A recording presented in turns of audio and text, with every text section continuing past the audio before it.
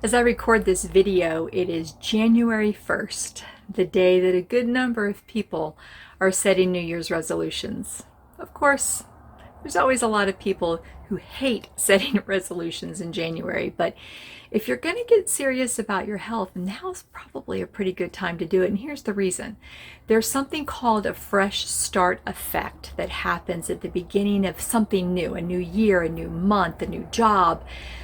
This fresh start effect gives you this mental edge that helps you succeed at whatever you're going to be doing. So let's take advantage of that effect and let's set some goals for your health this year.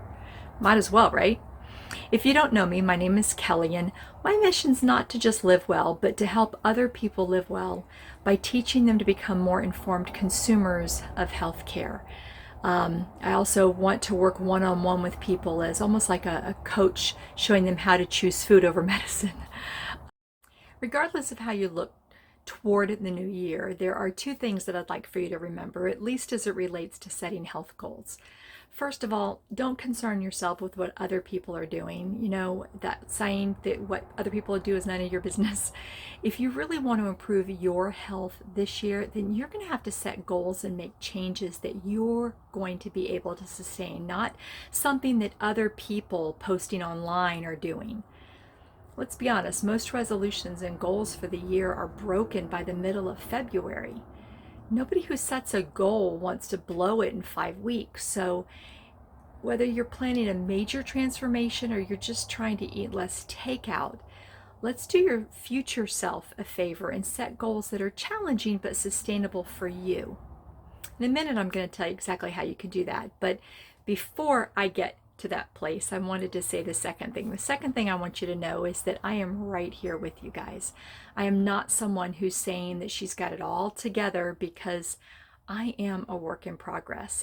And during this process I've been going through, I've learned some things that have helped me improve my health.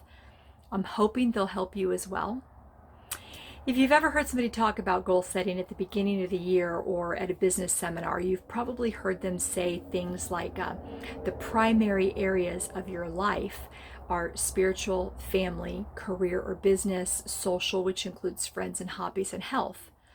Well, one thing that I have found true for me is that before I could get any of those other areas of my life in order, I had to work on the one thing that those other areas depended upon, which is my health. If you don't have health, you don't have anything.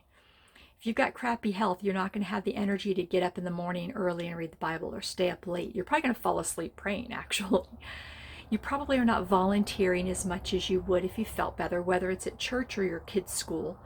If your health is bad, you certainly don't have the energy or the physical stamina to do things with your family and friends. I mean, are you out riding bikes with your kids? Are you throwing the football? Are you taking a hike? Are you dragging yourself out of bed to go to work in the morning? You hitting the alarm or the snooze button 5 times? Are you having a hard time even staying awake because you're so tired? If you're that tired, or if you're sick so often that you're missing a whole bunch of work, you're probably not setting yourself up for promotion, right?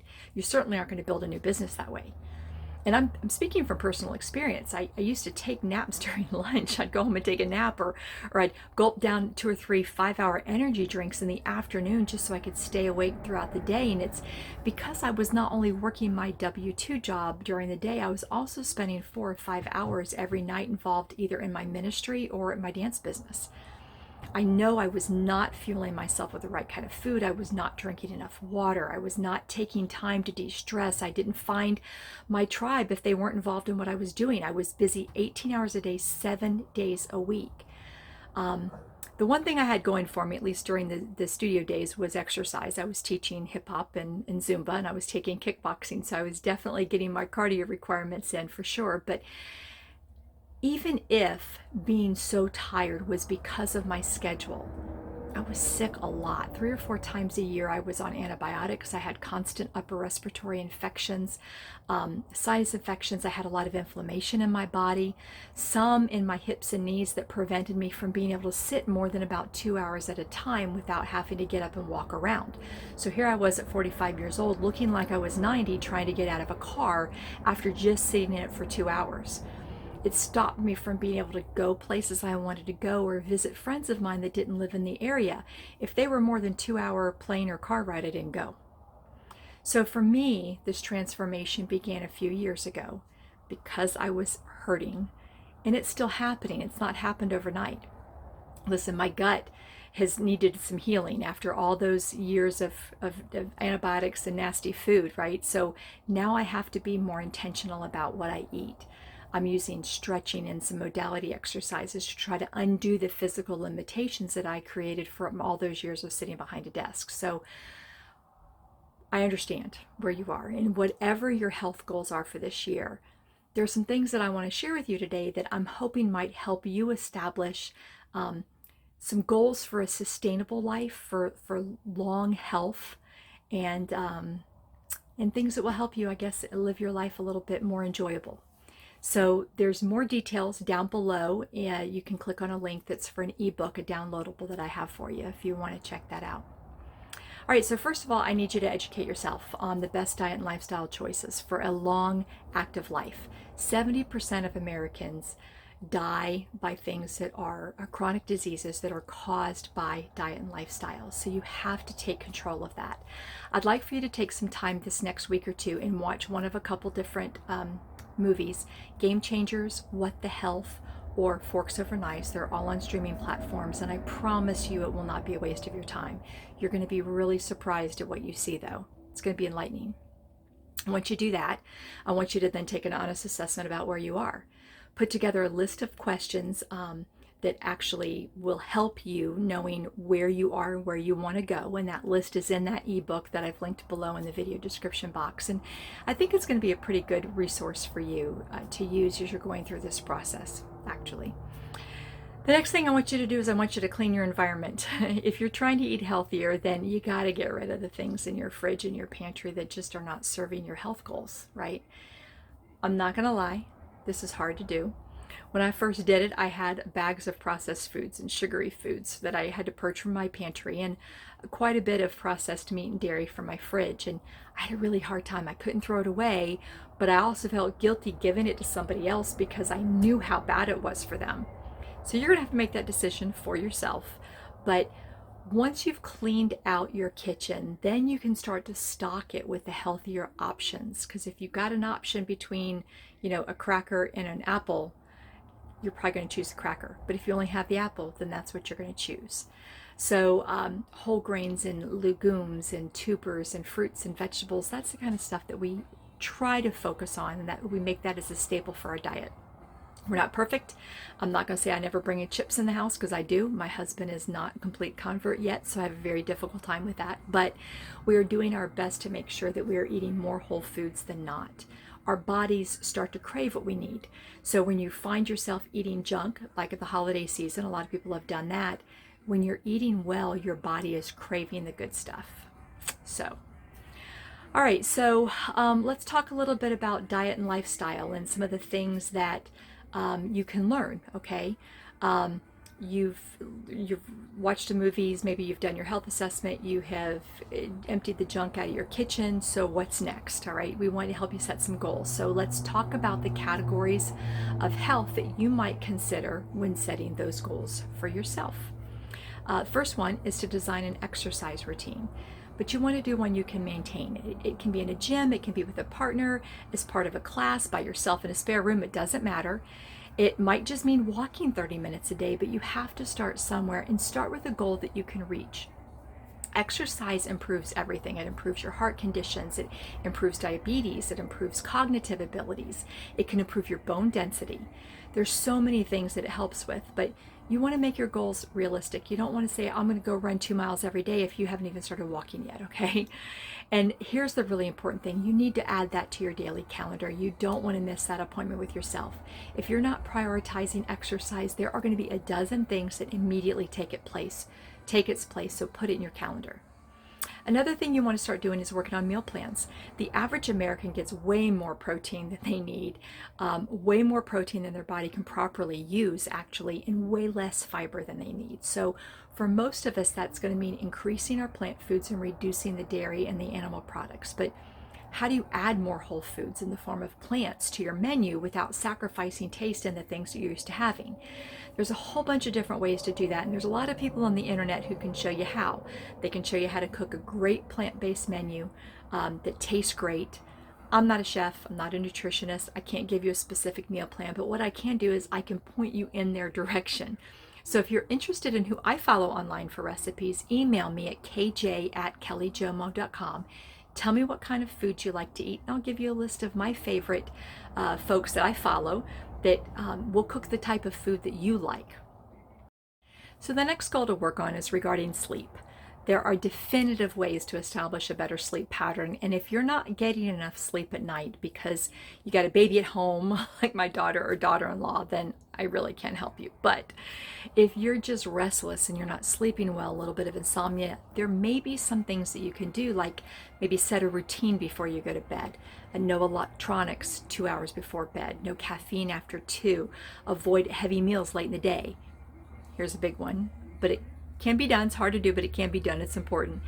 If you wake up in the middle of the night, don't get up. Lay there, try to go back to sleep. If you really just can't fall back asleep after 20 minutes or so, then go ahead and get up, but start your day. Even if it's at 2 a.m., then don't nap and go to bed at the regular time. It's not going to be easy. It may take a couple nights, but you will reset your sleep clock and you're going to start sleeping better. So that's important. Let's talk about stress. You ever feel it? Stress is so bad to your physical and mental health. And I bet if you asked 10 people if they felt stressed on a daily basis, 8 of them would say yes.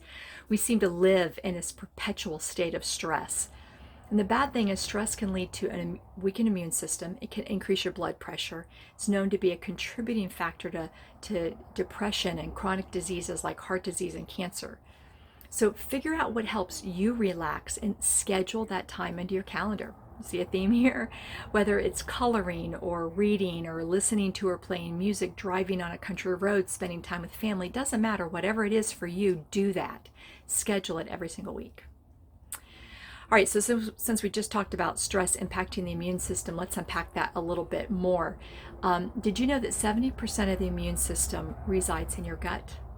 It's the headquarters for our immune system with 39 trillion microbes in our gut alone and 100 trillion in and on our body.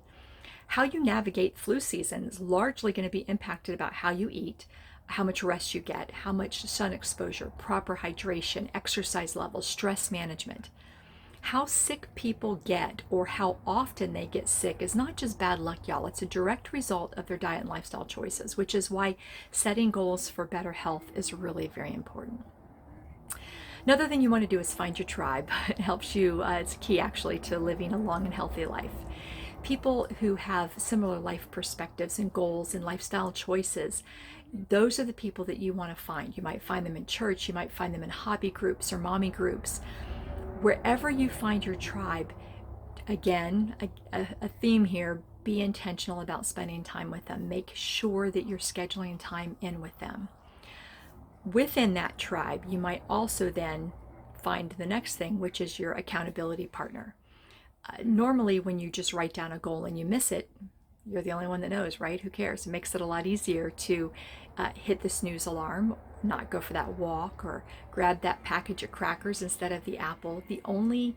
Honestly, the only reason that you're watching this video right now and any other videos that I've ever made is because I've got an accountability partner. I meet with her monthly. I tell her my goals, and then she asks me how it's doing. She actually helped me with a lot of my diet and lifestyle goals when I first got started. I was really struggling with working out consistently, and I came up with all kinds of excuses for myself, and they sounded great in my head. They didn't sound quite as great when I said them out loud to her, though, and ever since then, my consistency really has improved quite a bit. All right, so this video is actually longer than I wanted it to be to begin with, and I do have some additional tips on how to set your goals. So how to set them, how to track them, how to deal with setbacks, staying the course when you've got family or friends, especially family you live with, that they don't support your choices, how to make better choices at restaurants, how to set milestones, and then how to celebrate them when you reach them. All of those things can be found in that downloadable ebook that I linked below. And I really hope that it helps you on the journey. I hope that you take advantage of this fresh start effect, as they call it, to set your goals for this year and to really crush them. Get started early on and get it done, y'all. You can do this. In the meantime, be well.